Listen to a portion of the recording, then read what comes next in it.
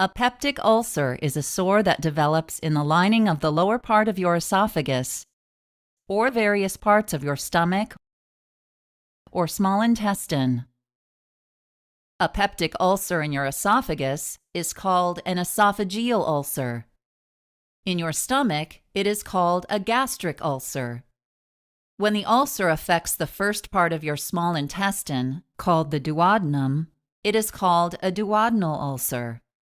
When you eat, your stomach produces highly acidic digestive juices, also known as stomach acid, to help break down food.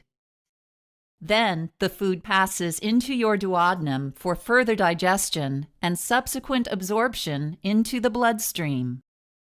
To protect your organs from the corrosive effects of stomach acid, a layer of mucus coats the lining of your stomach and duodenum. When the protective mucus layer breaks down, stomach acid can seep into the lining of your stomach or duodenum and cause an ulcer. Most peptic ulcers are caused by the bacteria Helicobacter pylori, also known as H. pylori. Scientists think these bacteria may enter your body through contaminated food or water, or through close contact with an infected person. Once inside your body, they lodge in the mucus layer of your stomach or duodenum. As the bacteria grow, they damage the mucus layer, allowing stomach acid to reach the stomach or duodenal lining. Together, the bacteria and stomach acid cause an ulcer. Some peptic ulcers are linked to heavy usage of nonsteroidal anti-inflammatory drugs, also known as NSAIDs, including aspirin and ibuprofen. These drugs reduce the ability of your stomach and duodenum to protect themselves from the effects of stomach acid. Your doctor may prescribe one or a combination of drugs to treat your peptic ulcer. If H. pylori is the cause of your ulcer, you will take antibiotics to kill the bacteria. If your ulcer is due to nonsteroidal anti-inflammatory drugs, your doctor will recommend you stop or limit your use of these drugs. For a gastric ulcer, you may be given a proton pump inhibitor, also known as a PPI, to decrease acid production in your stomach. For a duodenal ulcer, you may be given a histamine type 2 receptor antagonist, commonly known as an H2 blocker, to reduce the amount of acid secreted in your stomach. In addition, your doctor may recommend medications to coat and protect the lining of your stomach and duodenum until the ulcer has healed.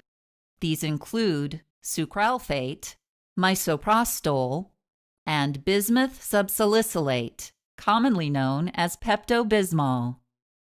You may need surgery for an ulcer that does not heal with medication. Or you may need surgery for an ulcer that goes away with treatment, then comes back. You may need an operation for an ulcer that bleeds. If your ulcer breaks through or perforates the wall of your stomach or duodenum, you may need surgery to repair the damage.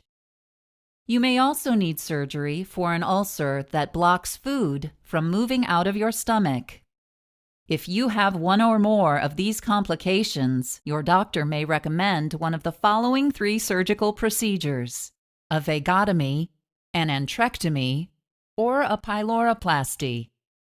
In a vagotomy, your surgeon will cut part of your vagus nerve. Through this nerve, your brain tells your stomach to release acid. After your surgeon cuts the nerve, your stomach will secrete less acid. In an antrectomy, your surgeon will remove the lower part of your stomach, which is called the antrum.